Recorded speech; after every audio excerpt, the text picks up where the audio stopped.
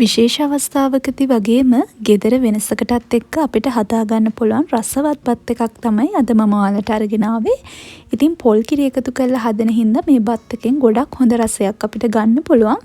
ඉතින් ඔයාලට මේ වගේ බත් එකක් හදාගත්තොත් වැඩිපුර කරි ಜಾති මුකුත් හදන්න ඕනේ නැහැ. මේ වගේ බත් එකක් එක්ක පොඩි මොනවා හරි දෙයක් හදාගත්තාම හොඳටම ප්‍රමාණවත් රෑ කෑමට වගේ. එහෙනම් ඉතින් මම ඔයාලට කියලා දෙන්නම් කොහොමද මේ පොල් කිරි එකතු කරලා හදන රසවත් කහ බත් එක ඉක්මනට හදාගන්නේ කියලා. ඉතින් මේ අද හදන බත් එක ගෙදර 5 දෙනෙකුට වගේ හොඳටම ප්‍රමාණවත් වෙනවා. මුලින්ම මම පිරිසිදු කරගත්ත කුකුල් මස් ග්‍රෑම් 200ක් අරගෙන තියනවා මෙතන. ඉතින් මේ කුකුල් මස් මම කටුත් එක්ක තමයි අරගෙන තියෙන්නේ. ඉතින් මේ ටික සීසන් කරගන්න තමයි යන්නේ. මුලින්ම මේ විදිහට මිරිස් කුඩු තේ හැඳි එකක් එකතු කරගන්න. ඒත් එක්ක මම මෙතෙන්දි 3-5 තේ හැඳි භාගයක් සහ ගම්මිරිස් කුඩු තේ හැඳි භාගයකුත් එකතු කරගත්තා. ඒත් එක්කම ලුණු කුඩු ස්වල්පයකුත් එකතු කරලා මේ ටික හොඳට මේ විදිහට කලවම් කරලා විනාඩි 20ක් විතර සීසන් වෙන්න දෙන්න. ඒ ටික ඒ විදිහට සීසන් වෙනකල් මම මේ විදිහට භාජනයක් ලිපේ තියලා ඒකට තෙල් ටිකක් එකතු කරගන්නවා. තෙල් එකතු කරගත්තේ මම මෙන්න මේ විදිහට කපාගත්ත බීලුණු ටික බැද ගන්න. ඉතින් මේ බීලුණු ටිකට අපි බත් එක අවසානයේ තමයි එකතු කරගන්නේ. ඉතින් හීනියට කපාගත්ත බීලුණු රත් වෙච්ච තෙල් එකට දාලා හොඳට රන්වන් පාට වෙනකල් බැද ගන්න ඕන.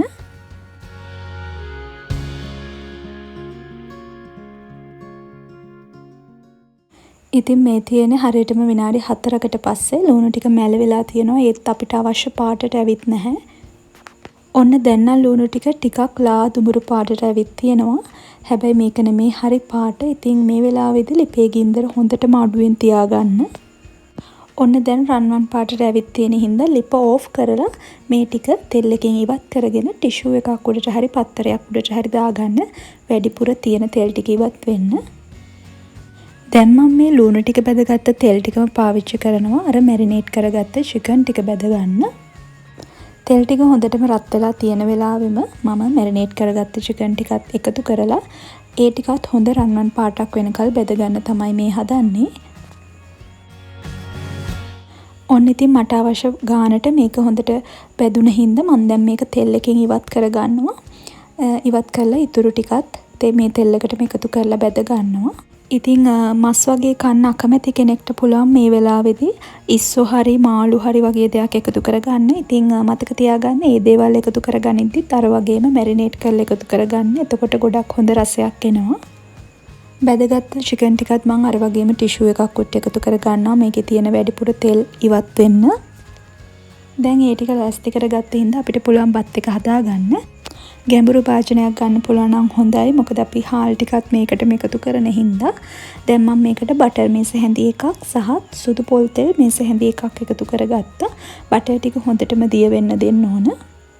දැන් මම කපාගත්ත සුදු ලුණු තේ හැඳි දෙකක් මෙතෙන්දී එකතු කරගන්නවා. එකතු කරලා ඒකත් හොඳ සුවඳක් වෙනකල් මේ බටර් එක ටෙම්පරාදු කරගන්න ඕන. සුදු ලුණු ටිකත් හොඳට ටෙම්පරාදු වෙලා තියෙන. දැන් මම මේ වෙලාවේදී රම්පේ කෑලි දෙකක්, කරපිංච ස්වල්පයක්, ඒ වගේම කුරුඳු පොතු කෑල්ලක් සහ කරාම නැටි වගේම එනසාල් 3 බැගින් එකතු කරගන්න. එනසාල් එකතු කරගනිද්දි චුට්ටක් තලලා එකතු කරගන්න. දැන් ආපහු මේ ටික හොඳින් කලවම් කරගන්න ඕන. ඊට පස්සේ මම මේකට ගම්මිරිස් ඇට 10ක් 12ක් විතර එකතු කරගන්නවා. ඒත් එක්කම බීලුණු ගෙඩි භාගයක් මේ විදිහට කොටු හැඩයට කපලා එකතු කරගෙන බීලුණු ටික චුට්ටක් මැල වෙනකල් මේ විදිහට තියාගන්න ඕන ලිපේ. ලුණු ටික මැලුණාට පස්සේ මම කහ කුඩු ටිකක් මේ විදිහට එකතු කරගන්නවා. එකතු කරලා කලවම් කරගන්න ඕන. ඔන්න දැන් තමයි වෙලාව හාල් එකතු කරගන්න. ඉතින් මෙතන කීරි සම්බා කෝප්ප 2කමාරක් හොඳට හොදලා මම මෙතෙන්ද එකතු කරගන්නවා. ඔයාලට කැමති හාල් එකක් මෙතෙන්දි පාවිච්චි කරන්න පුළුවන්. දැන් මේ එකතු කරගත්ත හාල් ටික අර ටෙම්පරාදු වෙච්ච දේවල් එක්ක හොඳට කලවම් කරගන්න ඕන. දැන් මම හොඳටම උකු පොල් කිරි කෝප්ප එකක් මෙතෙන්දී එකතු කරගෙන හොඳට මේ හාල් ටිකත් එක්ක කලවම් කරගන්නවා ආපහු. එහෙම කලවම් කරගත්තට පස්සේ ඔයාලට මේ බත් එක සාමාන්‍ය විදිහට රයිස් කුකර් එකේ උයා ගන්න පුළුවන්. ඉතින් මෙතෙන්දී වතුර ඔයාලට අවශ්‍ය ප්‍රමාණයට ඔයාලා වෙනද බත් උයාගද්දි අවශ්‍ය ප්‍රමාණයට වතුර එකතු කරලා ලුණු එකතු කරලා මේ බත් එක උයා ගන්න තමයි තියෙන්නේ. ඉතින් බත් එක ඉදෙනකල් මම තව පොඩි දෙයක් ලෑස්ති කරගන්නවා. ඒකට මම මේ විදිහට පෑන් එකක් ලිපේ තියලා තෙල් චුට්ටක් එකතු කරගන්න. තෙල් ටික රත් වෙන්න දෙනවා. දැන් මම කජු කෝප භාගයක් විතර මේ විදිහට එකතු කරලා කජු ටිකත් රන්වන් පාට වෙනකල් බැද ගන්නවා. ඉතින් මේක අත්‍යවශ්‍ය නැහැ. ඔයාලට ගෙදර තියෙනවා නම් එකතු කරගන්න. ඉතින් මෙන්න මේ ගානට වගේ බැදුනහම තෙල් එකෙන් ටක් ගාලා ඉවත් කරගන්න. ඒ තෙල් එකට මම වියලි මිදි මේස හැඳි දෙකක් විතර එකතු කරලා විනාඩි දෙකක් විතර බැදගෙන ඒකත් තෙල් එකෙන් ඉවත් කරගන්නවා. ඉතින් මේ දේවල් වලින් හොඳ රසයක් බත් එකට ගන්න පුළුවන්. ඔන්න දැන් බත් එකත් ගානට ඉදලා තියෙනවා. බත් එකට එක ඇලෙන්නේ නැතුව හොඳ ගානට අපි වෙනදා උයන විදිහටම බත් එක තියෙනවා. ඉතින් රසය තමයි ගොඩක් වැඩි වෙනදට වැඩිය. දැන් මම මෙතෙන්දි කරේ බැදගත්ත චිකන් ටික එකතු කරගත්තා. ඒත් එක්කම වියලි මිදි කජු ටිකත් එකතු කරගන්නවා. එකතු කරලා හොඳට මේ ටික ආපහු බත් එකත් එක්ක කලවම් කරගන්න ඕන.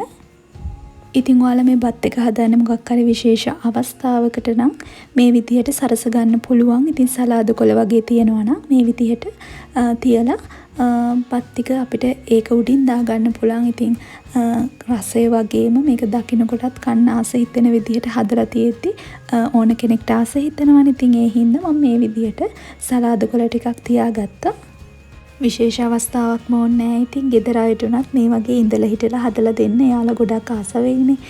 මේ වගේ දෙයක් ලස්සනට හදලා එයාලට කැමට දෙනකොට. ඉතින් මම මුලදී කිව්වා වගේ මේ බත් එකේ අපි ගොඩක් දේවල් එකතු කරලා තියෙන නිසා අපිට වැඩිපුර දේවල් මේකට හදන්න ඕනේ නැහැ. දැන් මම වැඩිපුර තියෙන කජු ඒ වගේම වියලි මිදි ටිකත් මේ විදිහට බත් එක උඩින් දා ගන්නවා. එතකොට තවත් ලස්සන හින්දා.